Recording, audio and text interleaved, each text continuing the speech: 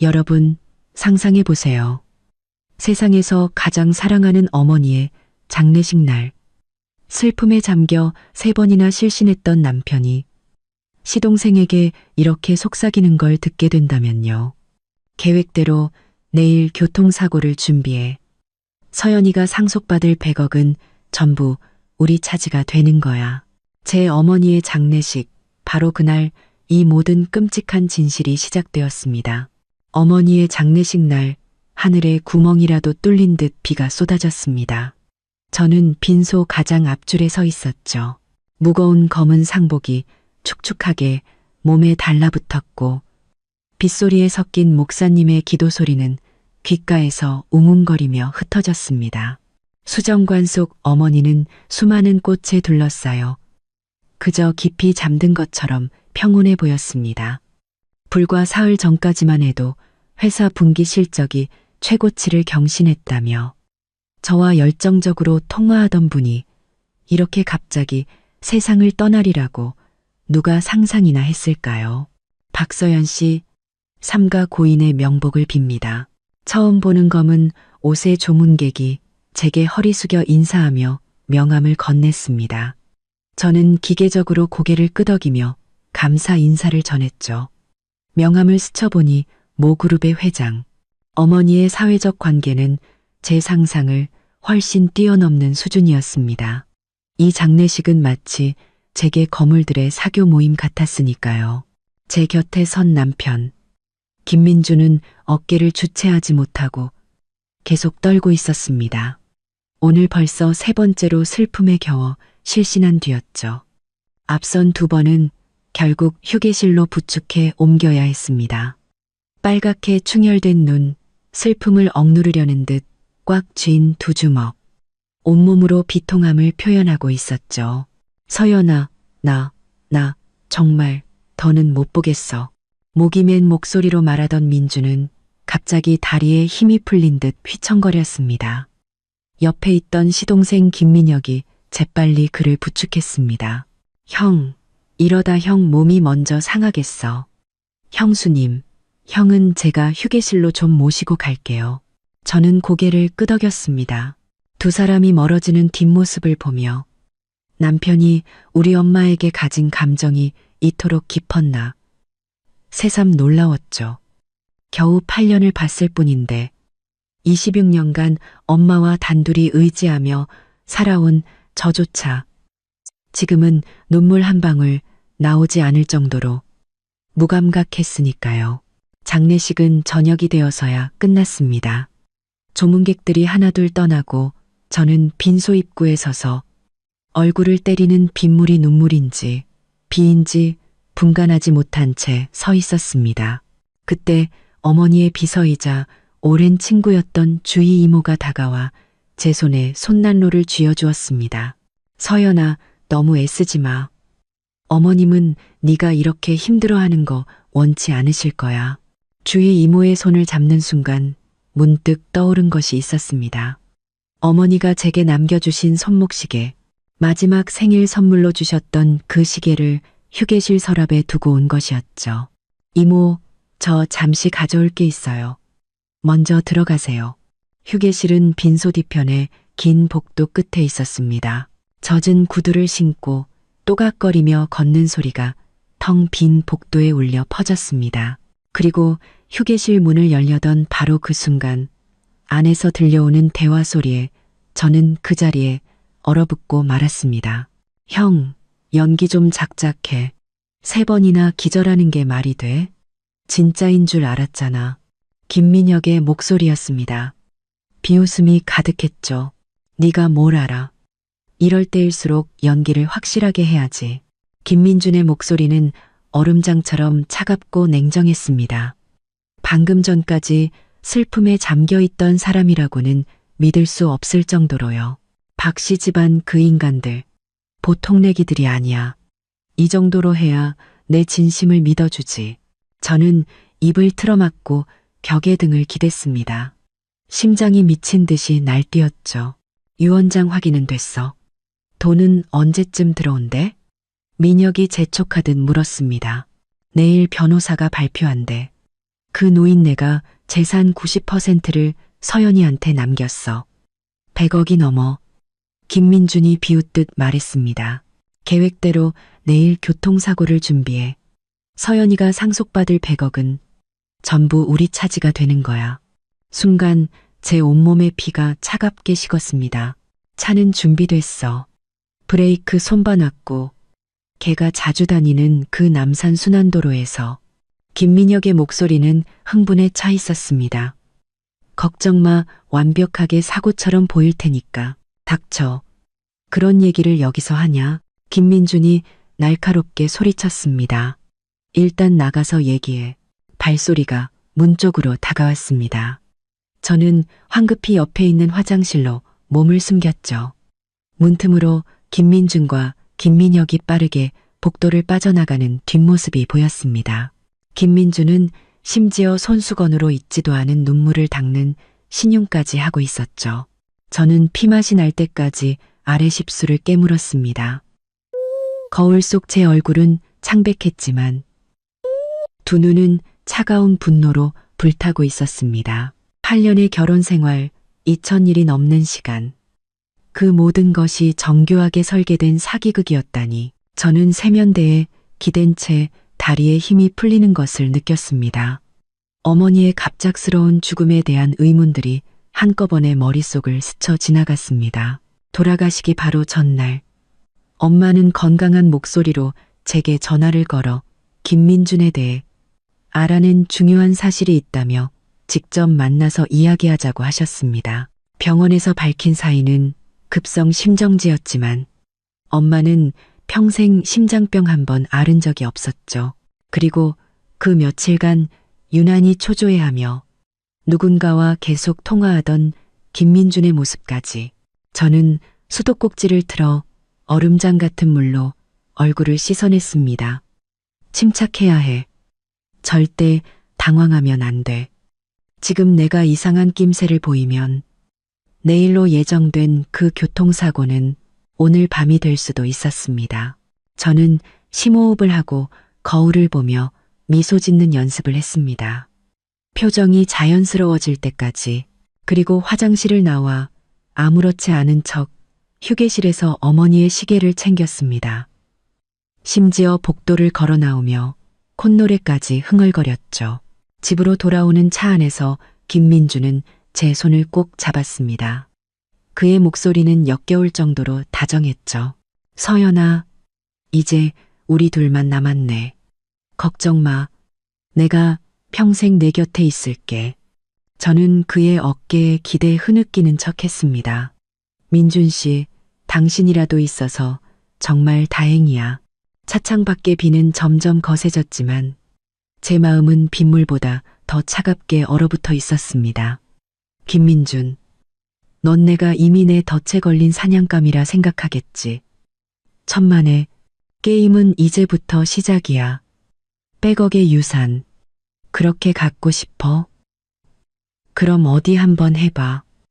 마지막에 누가 누구를 잡아먹게 될지. 차창 밖으로 빗방울이 번지며 도시의 불빛을 흐릿하게 만들었습니다. 마치 물감 젖은 유화 같았죠. 김민준의 손이 제 손등을 덮었습니다. 그의 따뜻하고 마른 손은 제 차가운 손과 극명한 대조를 이루었습니다. 불과 1시간 전, 이 손의 주인은 제 죽음을 냉정하게 계획하고 있었죠. 서연아, 저기 죽집에 들를까? 하루 종일 아무것도 못 먹었잖아. 김민준의 목소리는 꿀처럼 달콤했습니다. 그의 엄지손가락이 마치 놀란 아기 동물을 달래듯 제 손목을 부드럽게 어루만졌습니다. 저는 손을 빼고 싶은 충동을 억지로 참으며 말했습니다. 아니, 괜찮아. 입맛이 없어. 제 목소리는 어머니를 잃은 딸의 슬픔에 잠긴 톤. 바로 그것이었습니다. 그럼 집에 가서 따뜻한 우유라도 한 잔 마시자. 응? 네가 이러면 내 마음이 너무 아파. 그는 미간을 살짝 찌푸리며 걱정스럽게 저를 바라보았습니다. 얼마나 완벽한 남편인가요? 제 귀로 직접 듣지 않았다면 8년간 한 침대를 쓴 이 남자가 저를 죽이려 한다는 사실을 죽을 때까지 몰랐을 겁니다. 저는 그의 어깨에 머리를 기댄 채 눈을 감고 눈 속의 증오를 감췄습니다. 당신 말 들을게. 차는 강남의 고급 아파트 지하 주차장으로 들어섰습니다. 김민주는 제 쪽으로 와서 문을 열어주고 한 손으로는 우산을, 다른 한 손으로는 저를 부축했습니다. 그 세심함이 역겨웠죠. 엘리베이터가 올라가는 30초 동안 저는 차가운 벽에 등을 붙인 채 그와 친밀해 보이면서도 경계심을 늦추지 않는 거리를 유지했습니다. 집 문이 닫히자마자 김민주는 분주하게 움직이기 시작했습니다. 재킷을 벗어 옷걸이에 걸고 셔츠 소매를 걷어 올리며 부엌으로 향했죠. 당신은 먼저 따뜻한 물로 샤워해. 내가 우유 데우고 샌드위치 간단하게 만들어 놓을게. 고마워. 저는 억지 미소를 지으며 침실로 향했습니다. 욕실 문이 닫힐 때까지 그의 시선이 제 등 뒤에 꽂혀 있는 것이 느껴졌죠. 문을 잠그는 순간 다리에 힘이 풀려 그 자리에 주저앉을 뻔했습니다. 샤워기에서 뜨거운 물이 쏟아지는 동안 저는 변기 뚜껑에 앉아 비명을 지르고 싶은 충동을 억누르려 두 손으로 입을 틀어막았습니다. 거울은 금세 수증기로 뿌옇게 변했습니다. 마치 제 머릿속처럼 혼란스러웠죠. 침착해. 박서연. 침착해. 저는 세면대 위에 놓인 어머니의 손목 시계를 보며 스스로에게 되뇌었습니다. 시계의 초침은 멈추지 않고 움직이며 제게 시간이 없음을 알려주고 있었습니다. 내일, 그들은 내일 저를 죽일 계획입니다. 뜨거운 물이 몸을 씻어내렸지만 뼛속까지 스민 한기는 가시지 않았습니다. 저는 머릿속을 정리하기 시작했습니다. 첫째, 집 안이 안전한지 확인해야 한다. 둘째, 더 많은 증거를 찾아야 한다. 셋째, 대응 계획을 세워야 한다. 그리고 가장 중요한 것, 절대 그들이 눈치채게 해서는 안 된다. 몸을 닦고 머리를 반쯤 말린 채 저는 창백한 얼굴로 욕실을 나섰습니다. 김민주는 이미 거실 테이블에 음식을 준비해 놓았죠. 우유에서는 김이 모락모락 피어올랐고 샌드위치는 제가 좋아하는 방식대로 깔끔하게 잘려 있었습니다. 어서 와서 좀 먹어. 그는 저를 의자에 앉히고 자신은 제 앞에 쭈그려 앉아 저를 올려다보았습니다. 그의 눈에는 가짜 걱정이 가득했죠. 서연아, 지금 네가 얼마나 힘든지 알아. 하지만 기억해, 넌 혼자가 아니야. 저는 우유를 한 모금 마셨습니다. 따뜻한 액체가 목을 넘어갔지만 속이 메스꺼웠습니다. 민준 씨, 내일 변호사님이 유언장 공개하신대. 같이 가줄 수 있어? 그의 눈빛이 아주 잠깐, 거의 알아챌 수 없을 정도로 흔들렸습니다. 물론이지. 내가 어떻게 당신 혼자 그런 일을 겪게 하겠어. 그는 자리에서 일어나 제 옆에 앉아 어깨를 감쌌습니다. 그런데 내가 내일 오후에 중요한 회의가 있어서 오전에 가면 안 될까? 중요한 회의. 저를 죽이기 위한 중요한 회의겠죠. 응, 좋아. 한 변호사님께 오전에 약속 잡는다고 할게. 저는 일부러 어머니의 변호사 이름을 언급하며 그의 반응을 살폈습니다. 김민준의 표정에는 아무런 변화가 없었죠. 그저 다정하게 제 머리를 쓰다듬을 뿐이었습니다. 참, 어머님이 돌아가시기 전에 유언장에 대해 뭐 말씀하신 거 없어? 드디어 떠보기 시작하는군요. 저는 눈을 내리깔고 생각하는 척했습니다. 그냥 대부분 나한테 남기신다고만 하셨어. 정확히 얼마인지는 말씀 안 하셨고, 저는 그를 올려다보며 말했습니다. 돈이 많고 적고는 중요하지 않아. 난 그냥 엄마가 돌아왔으면 좋겠어. 목소리가 떨렸습니다. 이번만큼은 연기가 아니었죠. 김민주는 저를 꽉 껴안았습니다. 알아, 다 알아. 그의 턱이 제 정수리에 닿았습니다. 저는 그의 가슴에 기댄 채 규칙적인 심장 박동 소리를 들으며 생각했습니다. 이 남자의 연기력은 아카데미 나무주연 상감이라고. 밤이 깊어지자 김민주는 금방 잠이 들었습니다. 저는 그의 등을 진 채 벽을 보며 눈을 뜨고 있었습니다.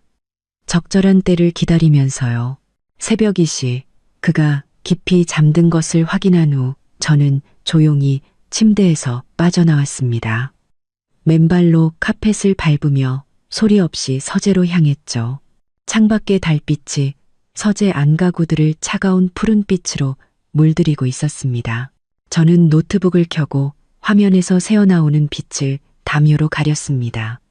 먼저 집안의 와이파이 공유기부터 확인했죠. 역시나 우리가 사용하는 기기들 외에 낯선 기기 2개가 네트워크에 연결되어 있었습니다. 심장이 쿵 내려앉았습니다. 저는 휴대폰 손전등을 켜고 서재 안을 샅샅이 뒤지기 시작했습니다. 책장 3번째 칸, 금융 관련 서적 뒤에서 제 책상을 향하고 있는 초소형 카메라를 발견했습니다. 그리고 벽 콘센트 옆에는 벽과 거의 구분이 가지 않는 작은 장치, 무선 도청기가 있었죠. 어쩐지 그가 항상 제 생각을 정확히 꿰뚫어 보는 것 같았습니다. 지난주 제가 서재에서 그냥 무심코 차를 바꾸고 싶다는 메모를 남겼는데 다음날 그는 깜짝 선물이라며 새 차를 보러 가자고 제안했었죠. 그때는 부부 사이의 텔레파시라고 생각했지만 지금 생각하니 소름이 끼쳤습니다. 저는 분노를 억누르며 계속 수색했습니다. 거실 화분 속, 침실 스탠드 및 심지어 욕실 환풍기 뒤에서도 불과 30분 만에 저는 7개의 감시 장비를 찾아냈습니다. 나의 집, 나의 결혼 생활, 이 모든 것이 정교하게 설계된 감시 실험에 불과했던 겁니다. 침대로 돌아오자 김민준이 뒤척이며 자연스럽게 제 허리에 팔을 둘렀습니다. 저는 그의 숨소리가 다시 깊어질 때까지 뻣뻣하게 누워 있었습니다. 내일 그들이 나를 죽이려 한다. 시간을 벌어야만 해. 다음 날 아침 창문 틈으로 햇살이 비집고 들어올 때쯤 저는 이미 아침 식사를 준비하고 있었습니다. 김민준이 잠이 덜 깬 얼굴로 부엌에 들어와 뒤에서 저를 껴안았습니다. 목덜미에 그의 입맞춤이 느껴졌죠. 좋은 아침. 왜 이렇게 일찍 일어났어? 잠이 안 와서. 저는 그에게 커피를 건네며 말했습니다. 당신이 좋아하는 베이컨에 그 머핀 만들었어. 그는 조금 놀란 듯 했지만 이내 감동한 표정을 지었습니다. 고마워, 자기야. 정말 자상하네. 그는 접시를 받아들며 제 손바닥을 장난스럽게 긁었습니다. 한때는 저를 설레게 했던 이 작은 행동이 지금은 구역질만 나게 했죠. 한 변호사님이랑 9시 반에 약속 잡았어. 저는 오렌지 주스를 마시며 물었습니다. 당신 회의는 몇 시야? 오후 2시. 그는 머핀을 한 입 베어 물며 말했습니다. 맛있다. 회의는 2시간 정도 걸릴 거야. 끝나자마자 바로 당신한테 올게. 저는 고개를 끄덕이며 아무렇지 않은 척 물었습니다. 무슨 회의인데 그렇게 중요해? 미룰 수는 없어? 인수합병건 최종 협상이야. 상대방 대표가 내일 바로 출국해서 어쩔 수가 없어. 30억짜리 계약이라 성사되면 내가 파트너로 승진할 수도 있고. 새빨간 거짓말. 김민주는 투자회사 부사장으로 일하고 있지만 제가 알기로 최근 회사에 그만한 규모의 인수합병건은 없었습니다. 저는 고개를 숙이고 아침을 먹으며 눈 속의 경멸을 감췄습니다. 9시 정각. 우리는 변호사 사무실로 향했습니다. 김민주는 문을 열어주고 안전벨트를 매주는 등 시종일관 저를 챙겼습니다. 저는 차창 밖으로 빠르게 지나가는 풍경을 보며 생각했습니다. 이 20분의 드라이브가 아마 우리가 함께하는 마지막 여정이 될 거라고요. 그의 계획대로라면 말이죠. 한상원 변호사의 사무실은 도심의 오래된 오피스텔 꼭대기 층에 있었습니다. 엘리베이터 문이 열리자 저는 어머니의 오랜 친구인 주희 이모가 눈이 퉁퉁 부은 채로 서 있는 것을 보았습니다. 주희 이모. 저는 달려가 그녀를 껴안았습니다. 주희 이모는 어머니의 대학 동창이자 회사 창립 멤버로 제가 어릴 때부터 저를 봐오신 분입니다. 서연아, 그녀는 떨리는 목소리로 저를 꽉 안았습니다. 나 어제 막 해외에서 돌아왔는데 이럴 수가. 김민주는 저희가 진정될 때까지 옆에서 예의 바르게 기다렸다가 다가왔습니다. 주희 이모님, 심려가 크시겠습니다. 주희 이모는 그를 복잡한 눈빛으로 한번 쳐다보고는 고개만 끄덕였습니다. 그리고는 제게 말했죠. 한 변호사님이 안에서 기다리고 계셔. 같이 들어가자. 한상원 변호사는 자리에서 일어나 우리를 맞았습니다. 그는 40대 초반으로 몸에 잘 맞는 짙은 회색 정장을 입고 있었습니다. 차분하고 신뢰감 가는 분위기를 풍겼죠. 그는 20년간 어머니의 개인 변호사였고 제가 가장 믿는 사람 중 한 명이었습니다. 박서연 씨, 김민준 씨, 삼가 고인의 명복을 빕니다. 그의 목소리는 낮고 절제되어 있었습니다. 그는 제 얼굴을 유심히 보며 무언가를 감지한 듯 했습니다. 주희 씨께는 이미 유언장 내용을 설명드렸습니다. 오늘 두 분께 정식으로 낭독하고 관련 절차를 진행하겠습니다. 우리는 테이블에 둘러앉았습니다. 한 변호사는 봉인된 서류 봉투를 꺼내 우리 앞에서 개봉했습니다.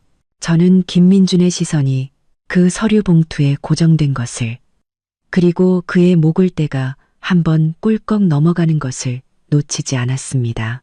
고 윤지수 여사님의 최종 유언에 따라 여사님 명의의 모든 부동산, 주식, 예금 및 회사 지분을 포함한 총 자산 약 103억 원 중 90%는 외동딸인 박서연 씨에게 상속됩니다. 나머지 10%는 암연구재단에 기부됩니다. 한 변호사의 목소리는 평탄하고 전문적이었습니다. 또한 여사님께서는 강남구 청담동에 위치한 빌라는 박서연 씨 개인의 소유이며 부부 공동재산에 포함되지 않음을 명시하셨습니다. 김민준의 표정이 순간 굳어졌습니다. 아주 잠깐이었지만 그 스쳐 지나간 분노를 저는 똑똑히 보았습니다. 저는 애써 모른 척하며 눈가를 닦는 신용을 했죠. 서연 씨, 이 서류들에 서명하셔야 합니다. 급하게 할 필요 없으니 천천히 살펴보세요. 한 변호사가 제게 서류 뭉치를 건넸습니다. 저는 서류를 받아들고 억지로 집중하며 조항들을 읽어내려갔습니다. 김민주는 옆에서 참을성 있는 척의자 팔걸이를 손가락으로 가볍게 두드리고 있었지만 그의 초조함은 숨길 수 없었죠. 한 변호사님, 제가 갑자기 고개를 들었습니다. 엄마가 마지막으로 제게 남기신 말씀은 없었나요? 한 변호사의 깊고 의미심장한 눈빛이 저와 마주쳤습니다. 윤 여사님께서 마지막으로 유언장을 수정하시면서 제게 꼭 전해달라는 말씀이 있었습니다. 그는 잠시 말을 멈췄습니다. 내 직감을 믿어라. 내가 마지막 순간에 그랬던 것처럼 심장이 쿵하고 내려앉았습니다. 그게 무슨 뜻이죠? 김민준이 미간을 찌푸리며 물었습니다. 장모님께서 특별히 다른 준비를 하신 게 있습니까? 한 변호사는 예의 바르게 웃으며 말했습니다. 어머니가 딸에게 남기는 당부의 말씀일 뿐입니다. 그는 저를 보며 말했습니다. 서연 씨, 안색이 좋지 않군요. 잠시 쉬시겠습니까? 네, 죄송하지만 화장실 좀 다녀오겠습니다. 화장실에서 저는 세면대에 손을 짚고 거울 속에 창백한 여자를 마주했습니다. 직감을 믿어라. 엄마는 마지막 순간에 무엇을 하셨을까? 김민준의 정체를 알아채셨던 걸까요? 사무실로 돌아오자 김민준이 한 변호사와 이야기를 나누고 있었습니다. 저를 보자마자 그는 자리에서 일어났죠. 서연아, 한 변호사님이 서류는 다음에 처리해도 된대. 당신 너무 피곤해 보여. 아니요, 오늘 다 끝낼래요. 저는 억지 미소를 지었습니다. 엄마도 제가 강한 모습을 보이길 바라실 거예요. 서명을 하는 동안 한 변호사는 무언가를 가늠하듯 계속 저를 힐끗 쳐다보았습니다. 절차가 끝나자 그는 제게 명함 한 장을 건넸습니다. 제 개인 번호입니다. 무슨 일이든 언제든 연락 주십시오. 김민준이 명함을 받으려는 듯 손을 내밀었습니다. 감사합니다. 제가 서연히 잘 챙기겠습니다. 하지만 한 변호사는 몸을 살짝 들어 제 손에 직접 명함을 쥐어주었습니다. 박서연 씨가 유산 상속인이므로 법적으로 직접 소통해야 합니다. 그의 말투는 부드러웠지만 단호했습니다. 사무실을 나설 때 주희 이모가 제 손을 붙잡았습니다. 서연아, 어머님이 내게 맡겨두신 물건이 있어. 꼭 네 손에 직접 전해주라고 신신당부하셨는데 언제 우리 집으로 한번 올래? 김민준이 즉시 끼어들었습니다. 이모님, 서연이가 요즘 감정 기복이 심해서요. 저희 집으로 가져다 주시면 안 될까요? 주희 이모는 그를 한번 쳐다보고는 차갑게 말했습니다. 아주 개인적인 물건들이라. 서연이는 뭔지 알지? 응? 저는 고개를 끄덕였습니다. 네, 이모. 제가 내일 오후에 가지러 갈게요. 그래, 기다릴게. 그녀는 의미심장한 눈빛으로 제 손을 한번 꾹 쥐었습니다.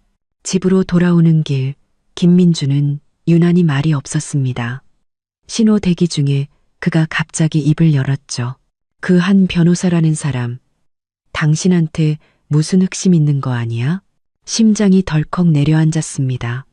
그게 무슨 소리야? 당신 보는 눈빛이 이상하잖아. 굳이 개인 번호까지 주고. 김민준의 목소리에는 억눌린 분노가 서려 있었습니다. 그리고 장모님은 왜 빌라를 굳이 따로 빼놓으셨을까? 혹시 딴 남자랑 만나라고 따로 공간 마련해 주신 거 아니야? 저는 충격받은 얼굴로 그를 쳐다보았습니다. 이 터무니없는 의심은 그의 뒤틀린 내면을 그대로 보여주었죠. 김민준, 엄마 돌아가신 지 얼마나 됐다고. 한 변호사님은 나 어릴 때부터 봐오신 분이야. 어떻게 그런 더러운 생각을 할 수 있어? 그는 즉시 태도를 바꿨습니다. 미안해, 서연아. 내가 당신을 너무 걱정해서 그래. 당신이 이렇게 약해져 있을 때 누군가 접근할까봐 나도 모르게. 저는 그의 손을 뿌리치고 창밖을 보며 더 이상 대꾸하지 않았습니다. 이 연극, 더는 못해줄 것 같았습니다.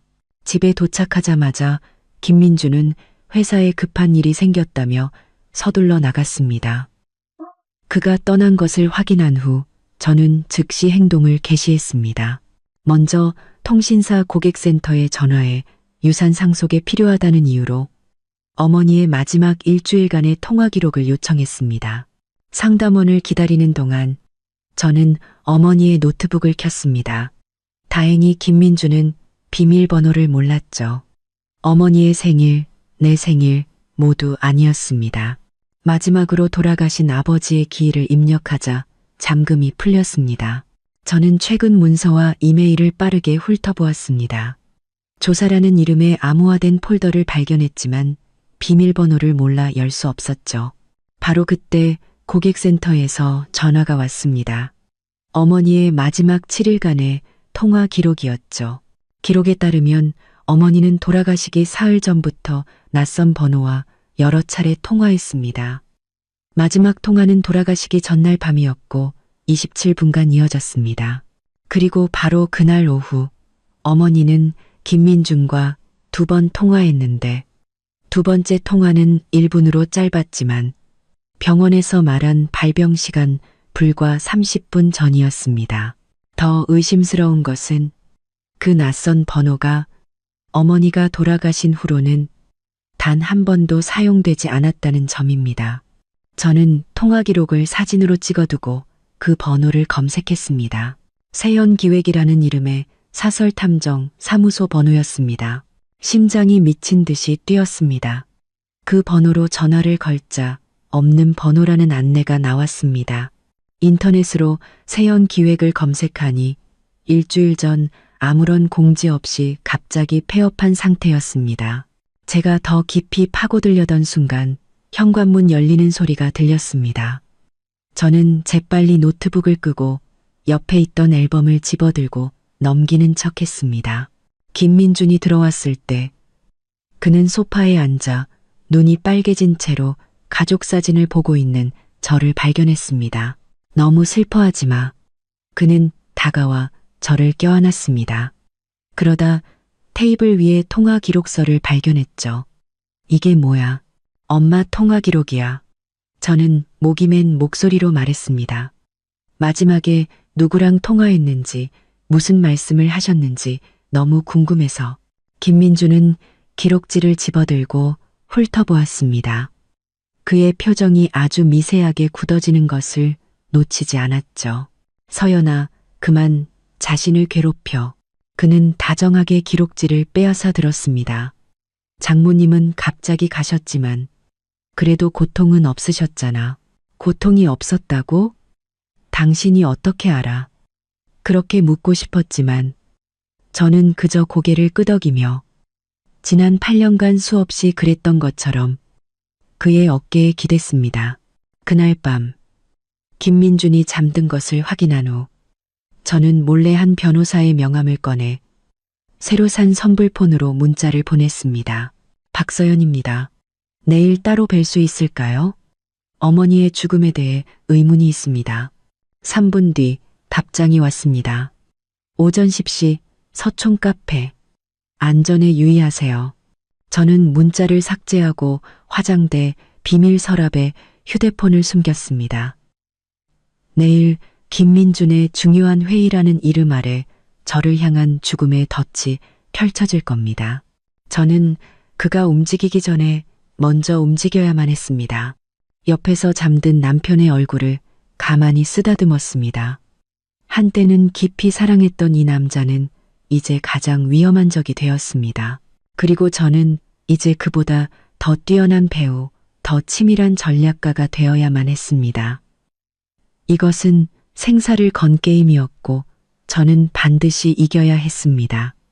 창문 틈으로 새벽빛이 스며들 때쯤 저는 이미 2시간째 깨어 있었습니다. 옆에서 자는 김민주는 제 허리에 팔을 두른 채 규칙적으로 숨을 내쉬고 있었죠.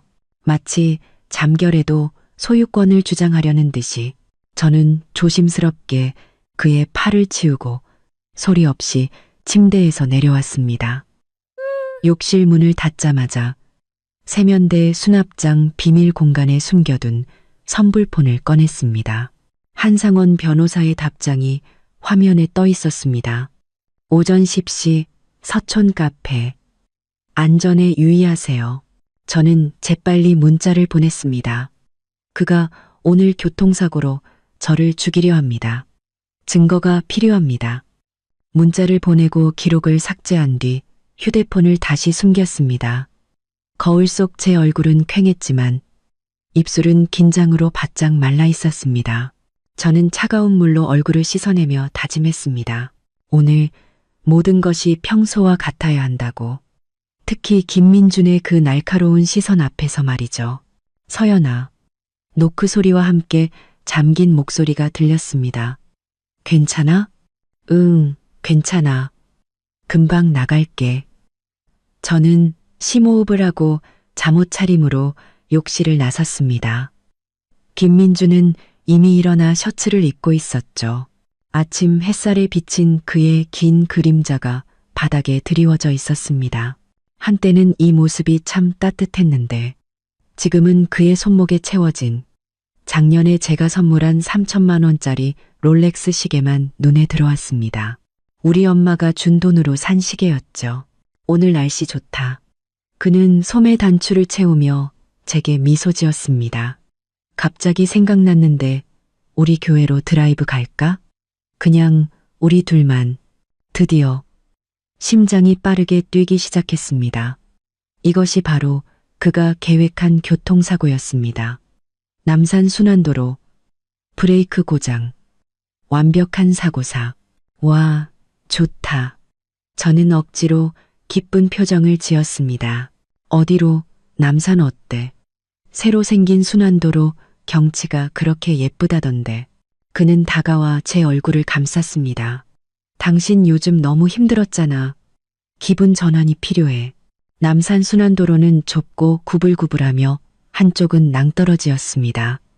사고를 위장하기에 완벽한 장소였죠. 저는 까치발을 들어 그의 턱에 입을 맞췄습니다. 좋은 생각이야. 언제 출발할까? 오후 3시쯤? 내가 회사에 잠깐 들렀다 올게. 아, 참. 당신 주위 이모님이랑 약속 있지 않았어? 응, 오후 1시. 저는 옷장으로 향하며 옷을 고르는 척 했습니다. 그가 제 표정을 보지 못하게 하려고요. 주위 이모와의 약속을 어떻게 알았을까요? 분명 그가 없을 때 정한 약속인데 제 휴대폰을 도청하고 있는 게 틀림없었습니다. 저는 아무 원피스나 꺼내 들고 그를 향해 돌아섰습니다. 이거 어때? 예쁘다. 그는 미소 지었지만 그의 시선은 침대 머리맡에서 충전 중인 제 휴대폰을 향해 있었습니다. 우산 챙겨. 오후에 비 올지도 모른대. 저는 고개를 끄덕였습니다. 이 비가 어쩌면 제 목숨을 구해줄지도 모른다고 생각하면서요. 김민준이 집을 나간 후 저는 즉시 휴대폰을 확인했습니다. 역시나 충전 단자 근처에 아주 작은 돌기가 있었습니다. 심어놓은 도청기였죠. 저는 차갑게 웃으며 휴대폰을 제자리에 두고 선불폰을 꺼내 한상원 변호사에게 문자를 보냈습니다. 계획 변경. 오늘 오후에 실행하려 함. 9시 반까지 가겠습니다. 기다리겠습니다. 답장은 금방 왔습니다. 저는 원피스로 갈아입고 일부러 침실에서 혼잣말을 했습니다. 주희 이모 만나기 전에 은행 들렀다가 과일이라도 좀 사가야겠다. 그리고는 도청되는 휴대폰을 들고 주희 이모에게 문자를 보냈죠. 이모, 1시에 딱 맞춰 갈게요. 좋아하시는 망고스틴 사 갈게요. 9시 20분, 저는 차를 몰고 나섰습니다. 미행이 없는 것을 확인한 후 서촌의 한 카페로 향했죠. 오래된 골목에 숨겨진 그곳은 커피와 계피향이 가득한 아늑한 공간이었습니다. 한상원 변호사는 가장 구석자리에 앉아 있었습니다. 오늘은 넥타이를 매지 않은 캐주얼한 정장 차림이라 사무실에서보다 몇 살은 젊어 보였죠. 박서연 씨. 그는 제가 앉자마자 목소리를 낮춰 물었습니다. 오늘 움직인다고요? 네. 저는 차가운 손으로 커피잔을 감싸 쥐었습니다. 오늘 오후 남산 순환도로로 드라이브를 가자고 했어요. 저는 어젯밤 엿들은 대화와 발견한 도청 장치에 대해 간략하게 설명했습니다. 한 변호사의 미간은 점점 더 깊어졌습니다. 증거가 필요합니다. 오늘을 피하더라도 그는 다른 방법을 시도할 겁니다. 그는 노트북을 열었습니다. 김민준의 배경을 조사해 봤는데 이상한 점이 몇 가지 있습니다. 화면에는 김민준의 학력과 경력이 떠 있었습니다. 여기 보세요. 그는 런던 정경대를 졸업했다고 했지만 학교 측의 확인 결과 그런 학생은 없었습니다. 그럴 리가요. 결혼 전에 졸업 증명서도 봤는데 위조했을 가능성이 높습니다. 그리고 지금 다니는 회사에서는 그가 말한 30억짜리 인수합병 건 자체가 존재하지 않습니다. 차가운 커피가 위장에서 얼음처럼 굳는 것 같았습니다. 8년의 결혼 생활이 거짓 위에 세워져 있었다니. 가장 의심스러운 건 한 변호사가 목소리를 더 낮췄습니다. 그와 동생 김민혁이 5년 전에 사기 혐의로 조사를 받았다는 겁니다. 증거 불충분으로 기소되진 않았지만요. 5년 전. 그건 바로 김민준이 갤러리에서 저와 우연히 마주쳤던 그때였습니다. 투자사 대표라는 이름으로 나타나 예술에 대한 놀라운 식견을 뽐내며 제 마음을 사로잡았었죠. 계획된 사기 결혼이었어요. 제 목소리가 떨렸습니다. 제 돈을 빼앗는 걸로도 모자라 이제는 제 목숨까지 노리는 거예요. 한상원 변호사가 제 손등을 따뜻하고 단단하게 감쌌습니다. 지금 무너질 때가 아닙니다. 계획이 필요해요. 당신의 안전을 확보하면서 증거도 수집해야 합니다. 그는 작은 검은색 장치를 꺼냈습니다. 이건 휴대용 녹음기입니다. 5단 쪽에 자석으로 붙일 수 있어요. 오늘 그가 무슨 말을 하든 전부 녹음하세요. 그는 더 작은 장치를 건넸습니다. 이건 GPS 추적기입니다. 가방에 넣어두세요. 위급할 때 전원 버튼을 2번 누르면 제가 즉시 경찰에 신고하겠습니다. 저는 떨리는 손으로 장치들을 받았습니다. 만약 정말로 차에 손을 썼다면, 그래서 당신이 운전 경로를 통제해야 합니다. 남산은 가지 않겠다고 핑계를 대고 사람이 많고 길이 좋은 곳으로 가세요. 만약 그가 굳이 위험한 길로 가자고 고집한다면 그 자체가 증거가 될 겁니다. 우리는 몇 가지 세부 사항을 더 논의했습니다. 헤어지기 전 한 변호사는 마지막으로 당부했습니다. 기억하세요. 무슨 일이 있어도 침착해야 합니다. 당신의 안전이 최우선입니다. 차에 올라타자 다리에 힘이 풀렸습니다. 시계는 11시 40분을 가리키고 있었죠. 주희 이모와 만나기까지는 1시간 남짓. 저는 먼저 은행으로 가 어머니가 남겨두신 금고를 확인하기로 했습니다. 은행 금고에 차가운 공기가 훅 끼쳐왔습니다.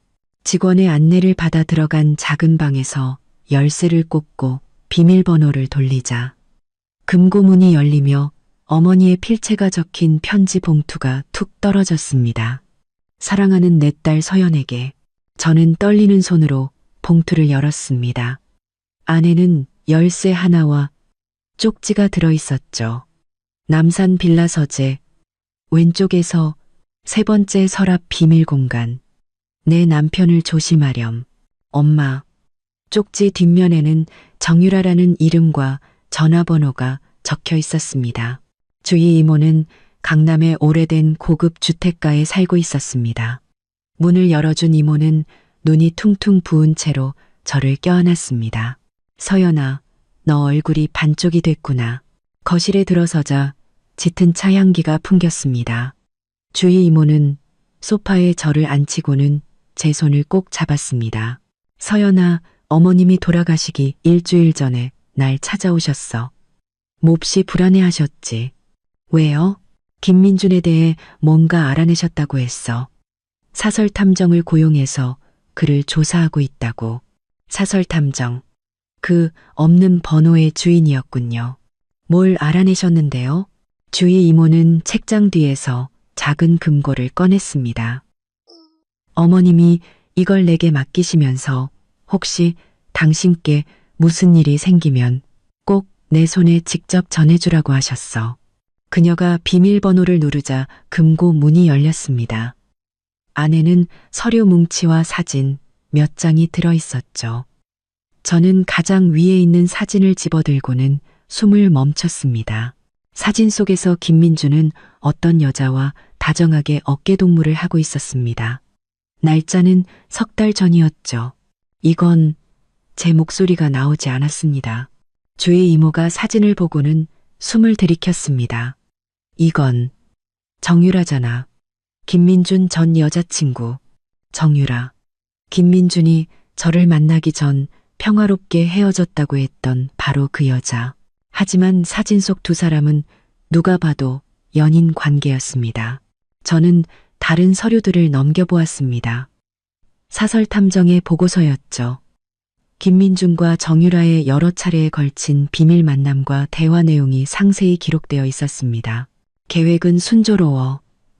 박서연은 날 완전히 믿고 있어. 레스토랑에서 정유라에게 말하는 김민준의 목소리가 글자를 뚫고 들리는 듯 했습니다. 그 여자 유산 상속받으면 사고로 위장해서 처리할 거야. 늘 하던 대로 7대3. 이번엔 100억이야. 3알만 먹기엔 너무 아깝지 않아? 정유라의 목소리가 이어졌습니다. 바보야. 7알은 남들 보여주기용이지. 실제로는 전부 우리 거야. 민혁이 몫은 내가 알아서 처리할 거고. 눈물이 시야를 가렸습니다. 이것은 단순한 사기 결혼이 아니었습니다. 오래전부터 계획된 살인 계획이었죠. 서류 뭉치 가장 아래에는 어머니의 메모가 있었습니다. 서연아, 김민준과 김민혁이 5년 전부터 우리 집안을 노리고 접근한 것 같다. 내 아버지가 남긴 광산 지분 때문이야. 그들이 이제 수단과 방법을 가리지 않을까 걱정된다. 내일 모든 걸 직접 말해주마. 조심하렴. 누구도 믿지 마라. 엄마, 날짜는 어머니가 돌아가시기 바로 전날이었습니다. 서연아, 서연아, 주희 이모가 제 어깨를 흔들었습니다. 너 얼굴이 새하얘. 무슨 일이야? 저는 기계적으로 서류들을 그녀에게 건넸습니다. 주희 이모는 서류를 읽고는 입을 틀어막았습니다. 세상에, 이건 살인 계획이잖아. 그뿐만이 아니에요. 제 목소리가 낯설게 들렸습니다. 엄마의 죽음도 사고가 아닌 것 같아요. 주희 이모의 얼굴이 하얗게 질렸습니다. 어제 장례식 끝나고 병원에 이 박사님이 그러시더라. 어머님 돌아가실 때 증상이 자연적인 심정지 같지 않았다고. 저는 자리에서 벌떡 일어났다가 다시 주저앉았습니다. 세상이 빙빙 돌고 귓가에서 윙윙거리는 소리가 났습니다. 김민주는 저를 죽이려 할 뿐만 아니라 이미 제 어머니를 죽였을지도 모릅니다. 당장 그 사람에게서 벗어나야 해. 주희 이모가 제 손을 꽉 잡았습니다. 오늘 당장 남산 빌라로 가. 거긴 안전할 거야. 저는 고개를 저으며 억지로 마음을 다잡았습니다. 안 돼요. 그랬다간 그들이 눈치챌 거예요. 그는 아직 제가 진실을 안다는 걸 몰라요. 이게 제 유일한 무기예요. 저는 서류들을 다시 금고에 넣었습니다. 이모, 이거 계속 좀 맡아주세요. 필요할 때 다시 올게요. 그럼 오늘은 그가 뭐라고 했는데? 남산으로 드라이브 가재요. 저는 차갑게 웃었습니다. 그게 그가 계획한 사고겠죠. 절대 가면 안 돼. 주희 이모가 소리쳤습니다. 가야만 해요. 저는 그녀의 손을 잡았습니다. 하지만 준비는 철저히 할 거예요. 이모, 만약 저한테 무슨 일이 생기면 이 자료들 전부 한상원 변호사님께 전해주세요. 주희 이모의 눈에서 눈물이 흘러내렸습니다. 서연아, 어머님이 아시면 엄마는 너무 많은 걸 아셨기 때문에 돌아가신 거예요. 저는 나지막이 말하며 어머니가 남긴 직감을 믿어라는 말의 의미를 비로소 깨달았습니다. 주희 이모의 집을 나설 때는 거의 이 시가 다 되어 있었습니다. 저는 차에 앉아 즉시 한상원 변호사에게 문자를 보냈습니다. 전 여자친구 정유라와 공모한 사실 확인. 어머니 또한 살해당한 것으로 추정됨. 오늘 계획대로 진행합니다. 차에 시동을 걸기 전 저는 정유라의 전화번호를 다시 한번 보았습니다.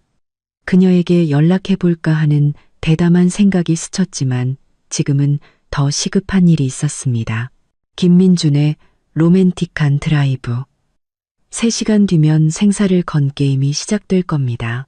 집에 돌아오니 김민준이 이미 와 있었습니다. 그는 부엌에서 과일을 준비하고 있었죠. 주희 이모님 댁에 다녀왔어? 그가 뒤도 돌아보지 않고 물었습니다. 저는 도청되는 휴대폰이 주머니에서 미끄러져 나오도록 일부러 가방을 소파에 던졌습니다. 엄마 옛날 사진 몇 장 주셨어. 김민준이 몸을 돌렸습니다. 그의 얼굴에는 따뜻한 미소가 걸려 있었죠. 드라이브 갈 준비됐어? 남산 꼭대기 레스토랑 예약해놨어. 노을 보면서 저녁 먹자. 아내를 죽이기 전 마지막으로 함께 노을을 감상하겠다니. 이 얼마나 로맨틱한가요? 저는 억지로 미소를 지었습니다. 좋은 생각이야. 옷 좀 갈아입고 올게. 2층으로 올라가는 동안 그의 시선이 제 등 뒤에 모처럼 밝혀 있는 것이 느껴졌습니다. 침실 문을 닫자마자 저는 가방에서 녹음기와 GPS 추적기를 꺼내 한 변호사가 알려준 대로 속옷 안쪽과 청바지 주머니에 각각 숨겼습니다. 그리고 일부러 튼튼한 청바지와 가죽 부츠를 골랐죠. 차가 정말로 통제불능이 된다면 원피스보다는 이 차림이 저를 더 잘 보호해 줄 테니까요. 아래층으로 내려오자 김민준이 차키를 챙기고 있었습니다. 내 랜드로버 타고 가자. 시야가 좋잖아. 그의 차는 최근에 정비를 받았죠. 바로 그때 손을 썼을 가능성이 높았습니다.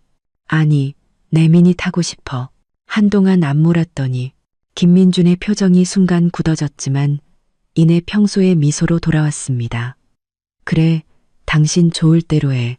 문을 나서려던 순간 저는 갑자기 생각났다는 듯이 말했습니다. 아, 맞다. 카메라.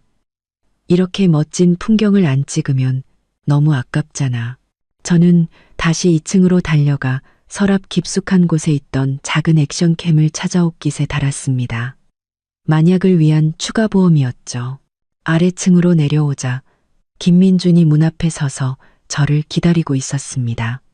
유리문을 통해 들어온 햇살이 그를 비추며 완벽한 남편의 실루엣을 만들어냈습니다.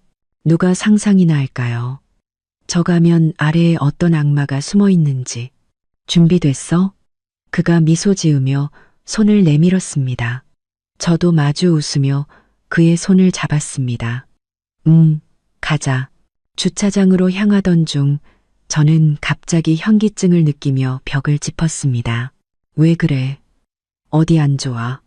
김민준이 즉시 제 허리를 감쌌습니다. 조금 어지러워서 너무 피곤했나 봐. 정말로 몸이 좋지 않았습니다. 피로 때문이 아니라 공포 때문이었죠. 제 목숨이 이 한 줄에 매달려 있는데 그 줄을 쥔 남자가 걱정스러운 척 제 얼굴을 쓰다듬고 있었습니다. 그럼 다음에 갈까? 그의 목소리에는 가짜 걱정이 가득했습니다. 다음에 그는 다른 방법으로 저를 죽이려 하겠죠. 아니, 가고 싶어. 그런데 우리 장소 좀 바꾸면 안 될까? 저는 갑자기 바다가 보고 싶어졌습니다. 남산은 너무 멀어. 김민준의 미간이 아주 미세하게 찌푸려졌습니다. 하지만 레스토랑 예약했는데 나 정말 바다 보고 싶단 말이야. 저는 그의 어깨에 기대 애교를 부리는 척했습니다. 응? 우리 해안도로 드라이브 가자. 거기 내가 아는 멋진 해산물 레스토랑 있는데 해안도로는 넓고 평탄하며 관광객과 식당으로 가득했습니다. 사고를 위장하기에는 최악의 장소였죠. 김민주는 망설였습니다. 이것이 바로 제가 원했던 반응이었습니다. 그가 남산을 고집한다면 그건 그의 마음에 흉계가 있다는 증거니까요. 알았어. 당신 좋을 대로 해.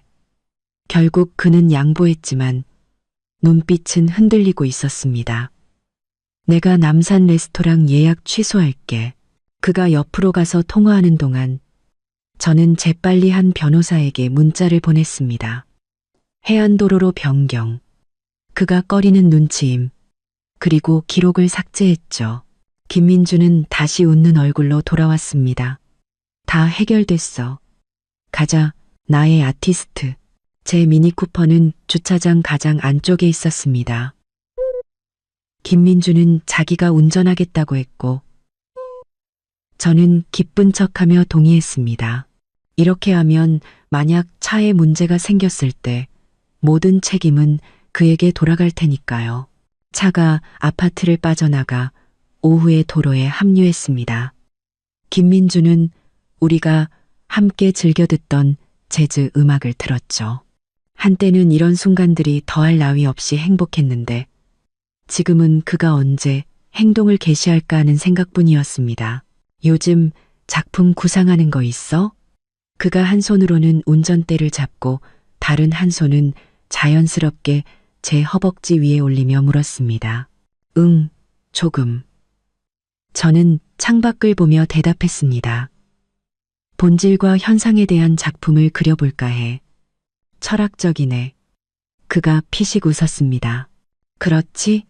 사람들은 늘 겉모습에 속으니까. 저는 고개를 돌려 그의 눈을 똑바로 쳐다보았습니다. 예를 들면 완벽해 보이는 결혼 생활 뒤에 정교하게 설계된 사기극이 숨어 있다거나 제 허벅지 위에 있던 그의 손가락이 순간 굳어졌다가 다시 풀렸습니다. 예술가들은 역시 생각이 많아. 그래도 내가 사랑하는 당신의 모습이지. 사랑이라는 단어가 그의 입에서 나오니 역겨울 뿐이었습니다. 저는 창밖을 보며 침묵했고 녹음기는 이 치명적인 대화를 조용히 담고 있었습니다. 해안도로에 진입하자 김민주는 안절부절 못하며 계속 시계를 쳐다봤습니다. 해안도로는 범행 장소로 적합하지 않았기에 그는 계획을 수정해야만 했을 겁니다. 저기 전망대에 잠시 멈출까? 사진 좀 찍고 싶은데. 전망대는 사람들로 붐볐습니다. 그가 거기서 무언가를 저지를 수는 없었죠. 김민주는 고개를 끄덕이며 방향 지시등을 켰습니다. 차에서 내린 후 저는 일부러 느릿느릿 사진을 찍으며 그의 반응을 살폈습니다. 그는 난간에 기대어 귀에 휴대폰을 바싹 붙이고 통화 중이었습니다. 제가 살짝 다가가자 그의 낮은 목소리가 들렸습니다. 계획이 바뀌었어. 오늘은 안 되겠다. 응. 여기는 사람이 너무 많아. 내일 다시 방법을 찾아보자. 저를 발견한 그는 황급히 전화를 끊고 웃는 얼굴로 다가왔습니다. 사진 잘 나왔어? 응, 그럭저럭. 누구랑 통화했어? 회사 일. 그는 제 어깨를 감쌌습니다. 배고프지? 밥 먹으러 가자. 레스토랑에서 김민주는 제가 좋아하는 해물 모듬과 화이트 와인을 주문하는 등 유난히 친절했습니다. 저는 그가 손대지 않은 음식만 조심스럽게 먹었고 와인도 한 모금만 마셨습니다. 그가 음식에 무슨 짓을 했을지 알 수 없었으니까요. 해가 질 무렵 우리는 해변을 걸었습니다. 김민준이 갑자기 멈춰서더니 주머니에서 작은 상자를 꺼냈습니다. 서연아, 요즘 네가 너무 힘들어해서. 그는 모래사장에 한쪽 무릎을 꿇고 상자를 열었습니다. 안에는 눈부신 다이아몬드 반지가 들어있었죠. 이건 우리 결혼 기념일에 주려고 미리 맞춰둔 거야. 하지만 지금 내게 작은 기쁨이라도 주고 싶었어. 저는 그의 뻔뻔함에 할 말을 잃었습니다. 이게 뭔가요? 오늘 살인 계획이 실패했으니 이 반지로 제 경계심을 무너뜨리려는 걸까요? 저는 감동해서 말을 잇지 못하는 척하며 반지를 받았습니다. 너무 예쁘다. 고마워. 그는 일어나서 저를 깊이 껴안았습니다. 사랑해, 서연아. 우리 이 힘든 시간 꼭 같이 이겨내자. 저는 그의 가슴에 기댄 채 이것이 제가 본 가장 완벽한 연기라고 생각했습니다. 제 손안의 반지는 마치 뜨거운 숯덩이처럼 느껴졌죠. 집으로 돌아올 때는 제가 운전하겠다고 고집했습니다. 그가 술을 마셨다는 핑계를 댔죠. 김민주는 반대하지 않았습니다. 이것은 제 추측을 더욱 확신하게 했습니다. 그는 원래 차에 손을 썼지만 차와 경로가 바뀌는 바람의 계획을 실행하지 못한 것이었습니다. 집에 도착하자마자 저는 샤워를 핑계로 녹음 장비와 카메라를 확인했습니다. 뜨거운 물이 몸을 씻어내렸지만 온기는 전혀 느껴지지 않았습니다. 오늘 위기는 넘겼지만 김민주는 분명 곧 다른 방법을 시도할 겁니다. 바로 그때 욕실 문이 벌컥 열렸습니다. 김민준이 문 앞에 서 있었죠. 수건 가지러 왔어. 그는 웃으며 선반에 수건을 집어들었습니다. 심장이 멎는 것 같았습니다. 제 가방이 바로 세면대 위에 있었고 그 안에는 선불폰과 주위 이모에게서 받은 자료들이 들어 있었으니까요. 만약 그가 가방을 본다면. 하지만 김민주는 수건만 들고 나갔습니다. 나가면서 너무 오래 씻지 마. 어지러울라 라는 다정한 말까지 덧붙였죠. 문이 닫히자 저는 욕조에 주저앉아 온몸을 떨었습니다. 이 쫓고 쫓기는 게임은 이제 막 시작되었을 뿐인데 저는 이미 기진맥진했습니다. 잠옷으로 갈아입고 나오니 김민주는 서재에서 일하고 있었습니다. 저는 몰래 선불폰을 꺼내 정유라에게 문자를 보냈습니다. 박서연입니다. 김민준의 아내, 얘기 좀 합시다.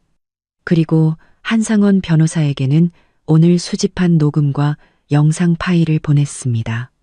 1차 시도 실패. 하지만 포기하지 않을 겁니다. 정유라에 대한 정보가 더 필요합니다. 침대에 누워 천장을 바라보며 생각에 잠겼습니다. 내일 김민주는 어떤 방법을 시도할까? 가스 누출, 강도 위장, 아니면 더 은밀한 독살. 옆자리가 푹 꺼지며 샤워를 마친 김민준이 누웠습니다. 오늘 즐거웠어? 그가 나지막이 물었습니다. 응, 아주. 저는 지난 8년간 수없이 그랬던 것처럼 그의 품에 파고들었습니다. 고마워, 민준 씨. 잘 자. 내일은 더 좋은 날이 될 거야. 그가 제 이마에 입을 맞췄습니다. 저는 눈을 감으며 생각했습니다. 그래, 내일은 더 좋은 날이 될 거야. 나에게는. 왜냐하면 이제 사냥꾼은 사냥감이 되었고 나 박서연은 더 이상 당하기만 하는 어린 양이 아니니까. 이 죽음의 게임 이제 막 시작되었을 뿐이고 나는 반격할 준비가 되어 있었다. 창문 틈으로 새벽빛이 스며들 때쯤 저는 꿈에서 깊은 나락으로 떨어지고 있었습니다. 잠에서 깨어났을 때 김민준의 팔은 여전히 제 허리에 둘러져 있었죠. 저는 조심스럽게 그의 팔을 치우고 욕실로 향했습니다. 문을 닫자마자 선불폰을 확인했죠. 2개의 읽지 않은 문자가 와 있었습니다. 하나는 낯선 번호로부터 온 것이었습니다. 정유라입니다. 오늘 오후 3시 청담동 카페에서 보죠. 다른 하나는 한상원 변호사로부터 온 것이었죠. 정유라 배경조사 완료. 5년 전 김민준과 동업, 사기 혐의 연루 후 갑자기 잠적. 만날 때 조심하세요. 저는 문자를 삭제하고 휴대폰을 다시 숨겼습니다. 김민준이 욕실 문을 두드렸습니다. 서연아, 괜찮아? 응, 금방 나갈게. 김민준은 이미 옷을 다 입고 제게 뜨거운 커피를 건넸습니다. 어젯밤 잘 잤어. 저는 마시는 척만 했습니다. 그의 살인 계획을 안 이상 그가 주는 것은 무엇이든 입에 댈 수 없었죠. 그럭저럭 오늘 당신 집에 있어 줄까? 회사 일 미룰 수 있어. 심장이 덜컥 내려앉았습니다. 저를 감시하려는 걸까요? 아니면 오늘 또 다른 살인 계획이 있는 걸까요? 아니야, 괜찮아. 당신 중요한 고객 만난다며. 저는 그의 품에 안기며 말했습니다. 나 오늘 오후에 주희 이모 만나서 엄마 유품 좀 받아오려고. 김민준의 몸이 아주 미세하게 굳어지는 것이 느껴졌습니다. 내가 같이 갈까? 아니, 여자들끼리 할 얘기가 좀 있어서. 저는 웃으며 그를 밀어냈습니다. 그는 더 이상 고집하지 않았지만 그의 눈빛은 흔들리고 있었죠. 아침 식사 후 김민주는 서재로 들어갔습니다. 저는 식탁 위에 놓인 그의 휴대폰을 보았죠. 위험한 생각이 머리를 스쳤습니다.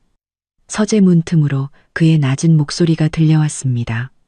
오늘 박서연 단단히 감시해. 응, 주희 이모 집. 저는 주방으로 돌아가 주희 이모에게 문자를 보냈습니다. 오늘 감시당할 것 같아요. 장소 변경 가능할까요? 우리 집 뒷문으로 와. 3시에 안전한 곳으로 데려다 줄게. 3시. 정유라와의 약속 시간과 겹쳤습니다. 저는 정유라에게 문자를 보냈습니다. 5시로 변경 가능할까요? 그리고 한 변호사에게는 오늘 정유라를 만날 수도 있습니다. 꼭 물어봐야 할 질문이 있을까요? 라고 보냈습니다. 5년 전 홍원 프로젝트에 대해 그리고 왜 갑자기 잠적했는지 물어보세요. 김민준을 조심하고 모든 대화를 녹음하세요. 김민준이 서재에서 나왔을 때 저는 거실에서 어머니의 앨범을 보고 있었습니다. 나 회사 좀 다녀올게. 점심 전에 돌아올 거야. 그가 제 이마에 입을 맞췄습니다. 그가 떠나자마자 저는 즉시 집안의 감시장치를 확인했습니다. 역시나 거실 액자 뒤에 새로운 카메라가 설치되어 있었죠. 저는 껌을 씹어 렌즈에 붙였습니다. 그리고 2층으로 올라가 미리 준비해둔 가방을 챙겼습니다. 그때 초인종이 울렸죠. 김민혁이었습니다. 형수님, 형수님, 혼자 계셔서 심심할까봐 저보고 와보래요. 감시는 감시라고 말하지. 저는 그를 집 안으로 들였습니다. 민준 씨 방금 회사 갔는데. 알아요. 방금 통화했어요. 형수님 어디 가세요? 제가 모셔다 드릴게요. 그가 지나치게 친절하게 굴었습니다. 아니야, 근처 마트에 잠깐. 저는 그와 거리를 두었습니다. 하지만 제가 가방을 들고 나서자 그도 따라 일어섰습니다. 마침 저도 그쪽에 볼 일 있는데 같이 가요. 어쩔 수 없이 저는 그와 함께 나섰습니다. 교차로에 다다랐을 때 저는 갑자기 배를 움켜쥐었습니다. 아, 나 배가 너무 아파. 근처에 약국 있어?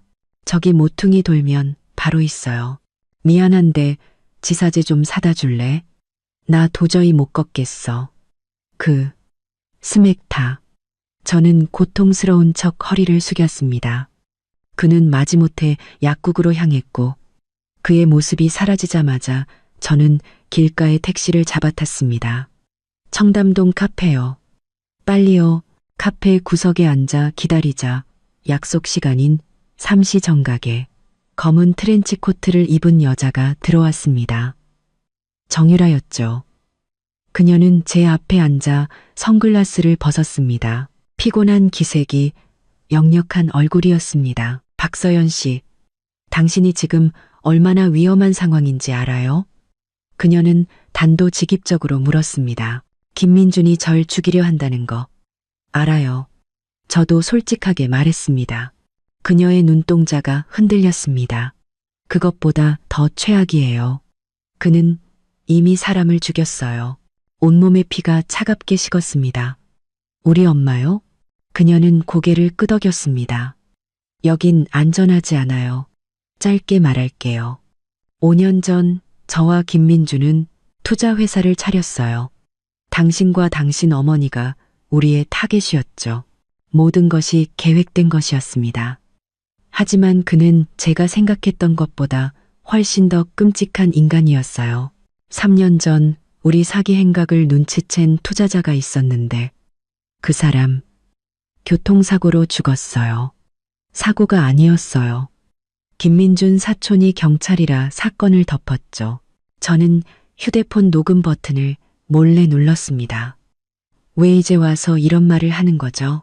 당신 어머니 기사를 봤어요. 수법이 너무 똑같아서. 그녀는 가방에서 봉투를 꺼내 제게 건넸습니다. 이건 김민준이 심정지를 유발하는 약물을 구매한 기록이에요. 제가 빼돌려서 제 목숨 부지용으로 가지고 있었죠. 왜 경찰에 신고하지 않았어요? 증거가 없었어요. 그리고 전 그가 무서워요. 하지만 당신은 그의 아내잖아요. 더 많은 증거에 접근할 수 있을 거예요. 그녀가 자리에서 일어났습니다. 전 이만 가봐야겠어요. 그가 알면. 잠깐만요. 홍원 프로젝트가 뭐죠? 정유라의 얼굴이 새하얗게 질렸습니다. 그걸 어떻게, 그건 절대 파헤치지 마세요. 당신 목숨을 위해서라도. 그녀는 황급히 카페를 빠져나갔습니다. 카페를 나서자마자 주위 이모에게서 전화가 왔습니다. 서연아, 큰일 났어. 집에 도둑이 들어서 금고를 훔쳐갔어.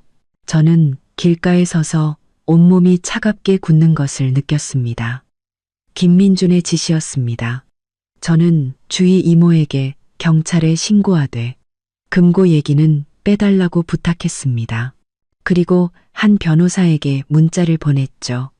금고 도난, 정유라에게서 약물 구매 기록 확보, 모든 증거 가지고 즉시 사무실로 오세요. 집에 가지 마세요. 한 변호사 사무실에서 저는 모든 사실을 털어놓았습니다. 그는 제가 건넨 봉투를 확인하고는 미간을 찌푸렸습니다. 이건 희귀한 심장 독극물입니다. 부검으로도 거의 발견되지 않죠.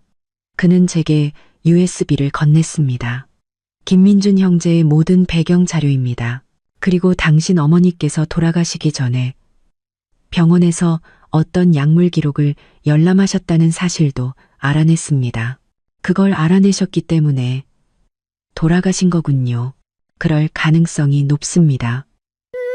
그리고 홍원 프로젝트는 5년 전 김민준이 당신 아버지의 광산 지분을 노리고 벌인 사기 사건이었습니다. 당신 어머니께서 막으셨죠. 그래서 그가 작전을 바꾼 겁니다. 사기에서 결혼과 살인으로 저는 온몸을 떨었습니다. 한 변호사가 제 손을 잡았습니다. 우리가 그를 멈추게 할 겁니다. 하지만 지금은 침착하게 완벽한 아내 연기를 계속해야 합니다. 집으로 돌아오는 길 정유라에게서 문자가 왔습니다. 그가 우리 만난 거 알았어요. 조심해요. 그는 당신 상상보다 더 위험해요. 집 앞에 도착했을 때 저는 가방 안감에서 작은 추적 장치를 발견했습니다. 김민혁이 붙인 것이었죠. 저는 그것을 떼어 길고양이 목걸이에 붙였습니다. 문을 열자 김민준이 저를 맞았습니다. 그의 얼굴은 폭풍전야처럼 어두웠죠. 어디 갔었어? 주위 이모가 당신 안 왔다는데. 저는 마트 봉투를 흔들어 보였습니다. 마트 가서 장 봐왔지. 당신 맛있는 거 해주려고. 그의 표정이 조금 누그러졌습니다. 저녁 식탁에서 저는 주위 이모 집에 도둑이 들었다는 얘기를 꺼냈습니다. 김민준의 포크가 멈칫했죠. 저는 그를 떠보기 위해 다행히 엄마가 남기신 중요한 서류들은 은행에 보관해서 괜찮대요 라고 말했습니다. 그의 눈빛이 흔들렸습니다. 그날 밤 김민준이 잠든 후 저는 서재에서 한 변호사가 준 USB를 확인했습니다. 홍원이라는 이름의 암호화된 폴더를 어머니 생일로 열자 충격적인 내용이 드러났습니다. 5년 전 김민준은 제 아버지의 광산 지분을 노렸지만 어머니께 막히자 제게 접근하기로 계획을 바꿨습니다. 그가 동생에게 보낸 메일에는 이렇게 적혀 있었죠. 그 늙은 여우는 너무 똑똑해. 전공법은 안 먹혀. 딸한테 접근해서 내부에서 무너뜨려야겠어. 예술한다는 애들은 순진해서 속이기 쉽지. 메일 날짜는 제가 갤러리에서 그와 우연히 마주치기 바로 일주일 전이었습니다. 8년의 결혼 생활, 2000일이 넘는 시간. 그 모든 것이 정교하게 계획된 범죄였습니다. 그는 단 한순간도 저를 사랑한 적이 없었습니다. 창문 틈으로 새벽빛이 스며들 때쯤 저는 이미 오랫동안 깨어 있었습니다. 김민준이 잠든 틈을 타 욕실에서 선불폰을 확인했죠. 정유라에게서 온 문자였습니다. 오늘 오후 4시 시립도서관. 홍원 프로젝트에 대해 할 말이 있어요. 미행 조심. 저는 병원에 전화를 걸어 어머니의 주치의였던 이 교수님의 진료 시간을 확인했습니다. 아침 식사 때 김민준에게 이 교수님을 만나러 가겠다고 하자 그는 불안한 기색을 감추지 못하며 김민혁을 붙여주었습니다. 저는 지하철역에서 배가 아프다는 핑계로 김민혁을 따돌리고 병원으로 향했습니다. 이 교수님은 처음에는 입을 열지 않았지만 제가 끈질기게 추궁하자 마침내 진실을 털어놓았습니다.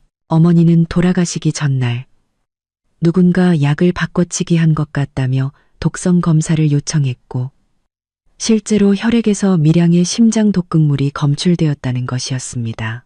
하지만 김민준의 사촌이 보건당국 고위직이라 윗선에서 사건을 덮으라는 압력이 내려왔다고 했습니다. 어머니의 사망 시간 또한 김민준의 알리바이를 위해 조작된 것이었습니다. 병원에서 나오자마자 김민혁에게서 전화가 빗발쳤습니다. 저는 전화를 끄고 시내 쇼핑몰로 향했습니다. 하지만 그는 제 휴대폰을 추적해 저를 찾아냈죠. 저는 화장실에 숨어 한 변호사에게 문자를 보냈습니다. 김민혁에게 미행당함.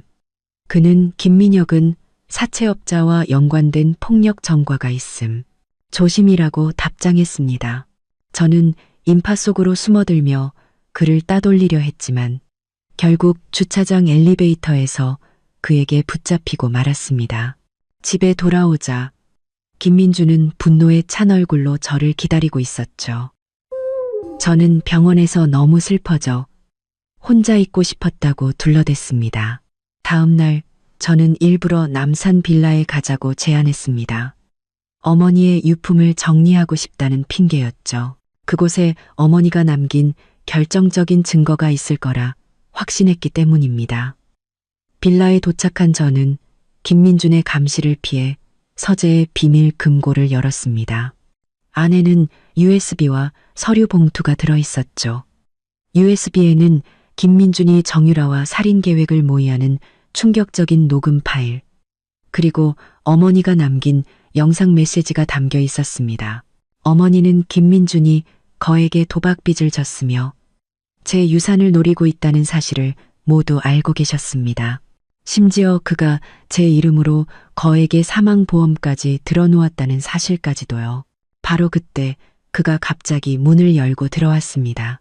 저는 황급히 증거를 숨겼지만 그의 눈빛은 이미 모든 것을 알고 있는 듯 했습니다.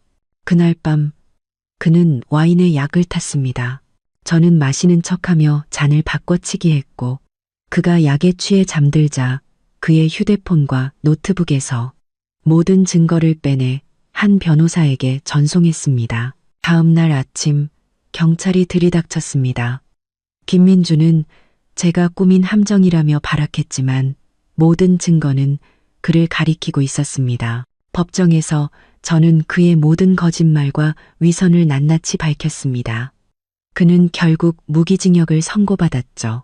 3개월 후 저는 어머니의 묘소 앞에 서 있었습니다. 엄마, 이제 다 끝났어요. 저는 어머니의 재산으로 여성 피해자들을 돕는 재단을 설립했습니다. 그때 한상원 변호사가 다가왔습니다. 그는 묵묵히 제 곁에서 모든 것을 도와주었죠. 서현 씨, 앞으로의 계획은요? 저는 햇살을 바라보며 미소 지었습니다. 이제부터 다시 시작해야죠. 차를 타고 묘소를 빠져나오며 저는 더 이상 과거에 얽매이지 않기로 다짐했습니다. 길고 긴 악몽은 끝났고 제 앞에는 새로운 삶이 펼쳐져 있었습니다.